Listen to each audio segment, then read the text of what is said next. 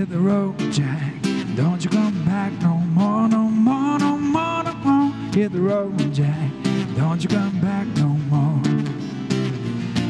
Hit the road, Jack.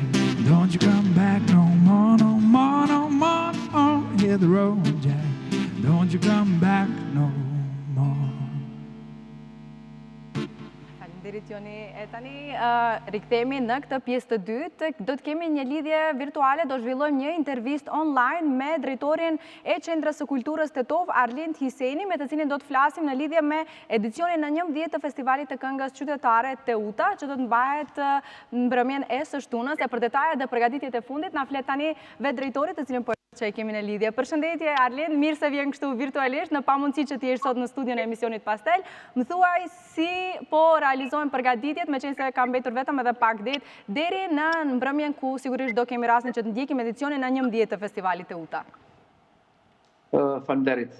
Domethënë programi festiv apo festivali i këngës së vjetër qytetare Teuta që do të mbahet ditën e shtunë në ora 19:30. Kemi përgatitur një program të begatshëm artistik. Do të performojnë grupe të këngëve të vjetra qytetare nga gjithë trojet shqiptare, domethënë Kosova, Shqipëria dhe Maqedonia. Konkretisht grupi Nezhmia Pagarusha nga Prishtina që vjen për të tretën herë me radh, ansambli Kastriotët nga Ferizaj, që është një orkestër shumë i bukur, orkestra e Qendrës për Kulturë Gostivar, po ashtu të theksoj që shumë vite me radh kemi një bashkëpunim shumë të bukur me këtë qendër, dhe grupi Teuta Normal Tetov, që jemi edhe një Koqir, dhe ansambli Isuf Myzyri nga Elbasani, që me të vërtet është një ansambël shumë i profesionalizuar. Arlind, si u bë selektimi temi pjesëmarrësve të si vjetshëm, gjitha këto sigurisht grupa ansamble të cilat i përmende, si është bërë selektimi si vjet, ose ka qenë thjesht e hapur dhe janë paraqitur ansamble të cilët kanë pasur interes që të jenë pjesë e këtij edicioni të 11?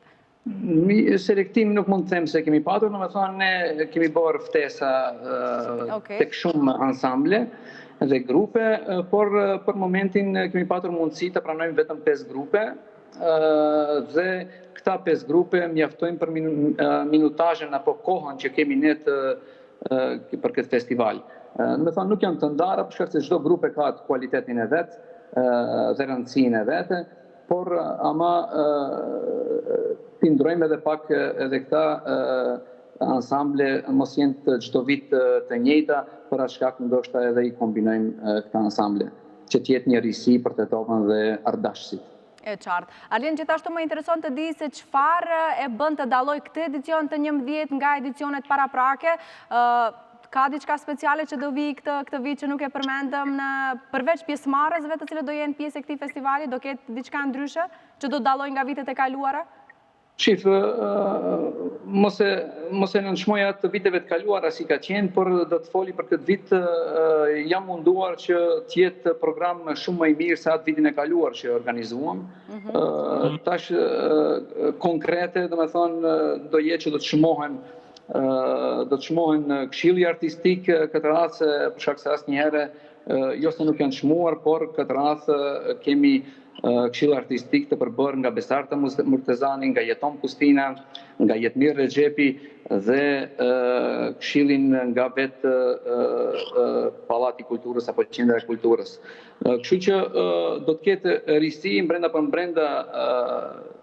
organizimit dhe mendoj që do të jemi të gjithë të kënaqur për shkak se Tetova çmon këngën e vjetër qytetare dhe me nxit se po presin domethënë ditën e shtunë dhe të rimbushim atë sallë, për shkak se edhe nëse ju kujtohet organizuam disa muaj para edhe një manifestim të madh me ansamblin shtetëror të Shqipërisë, gjë që treguam një kulturë të jashtëzakonshme ne këtu dhe mbushëm atë sallë përplot me ardashës.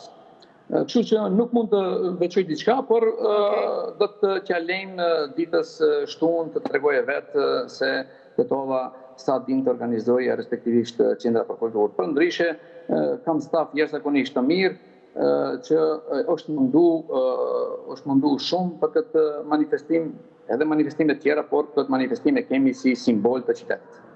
Ne ju përgëzojmë juve bashkë me stafin tuaj në fakt për këtë punë 11 vjeçare që e bëni në mënyrë kontinuele vazhdimisht, sepse në vendin tonë realisht nuk është shumë e thjeshtë që ti mbijetoj një festival, sidomos i muzikës qytetare për 11 vite, kështu që ne ju përgëzojmë për këtë fakt fillimisht.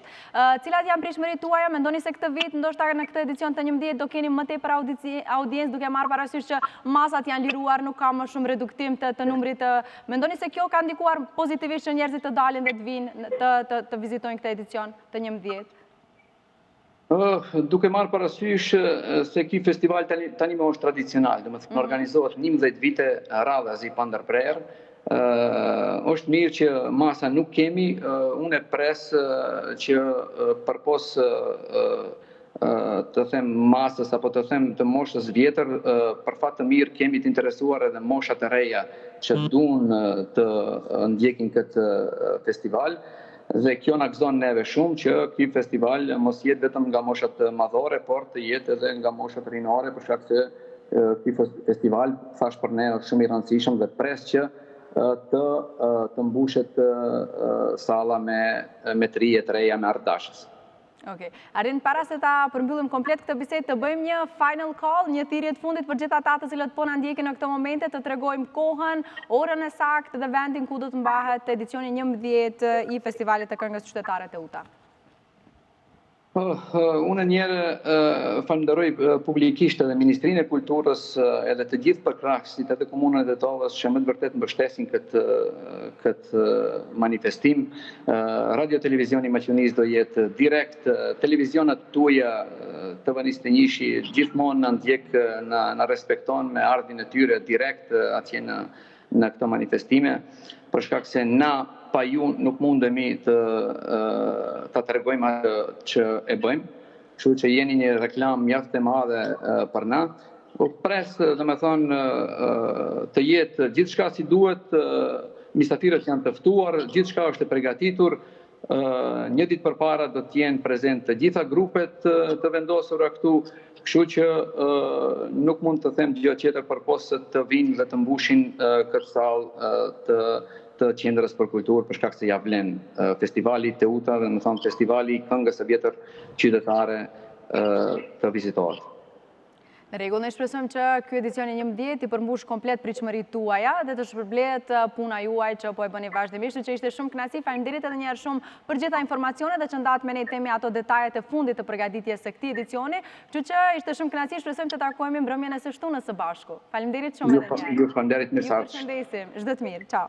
Faleminderit. Ne bëjmë shkëputjen e kësaj lidhje online që kishim me Arlind Hisenin, që është drejtori i Qendrës së Kulturës në Tetovë. Me këtë bisedë në fakt ne edhe e përmbyllim këtë episod të Pastel, duke shpresuar që jeni ndarë të kënaqur edhe nga pjesa e parë, nga biseda e këndshme që kishim, por edhe nga kjo lidhje e dytë. E falenderojmë edhe Jonin që e zbukuron çdo edicion të Pastel dhe shumë shpejt do ta kemi të ulur edhe në këndin e të ftuarve që të flasim, sepse Joni është duke punuar. Mirë, po se çfarë do na sjellë së shpejti do e zbuloj ai sigurisht ekskluzivisht në Pastel. Unë falenderoj si gjithmonë edhe sonte Brendin Mango për veshjet e mrekullueshme, tashmë kanë arritur koleksionet e fundit, mund të shkoni të vizitoni në Eastgate dhe në City Mall sepse ka veshjet mrekullueshme, gjithë ju e dini. Falenderojmë Zegin dhe Jam Organics, ata të cilët janë miq të pandarë të emisionit Pastel. Mirë, po falenderimi kryesor shkon për gjithë ju të cilët na ndiqni çdo ditë nga e hëna në të premten. Ne takohemi nesër në orën 17, sepse gjithashtu edhe nesër kemi të ftuar special, kështu që për kë bëhet fjalë e zbulojmë nesër së bashku. Paqen një mbrëmje të bukur. Mirëmbëjtje. Ciao.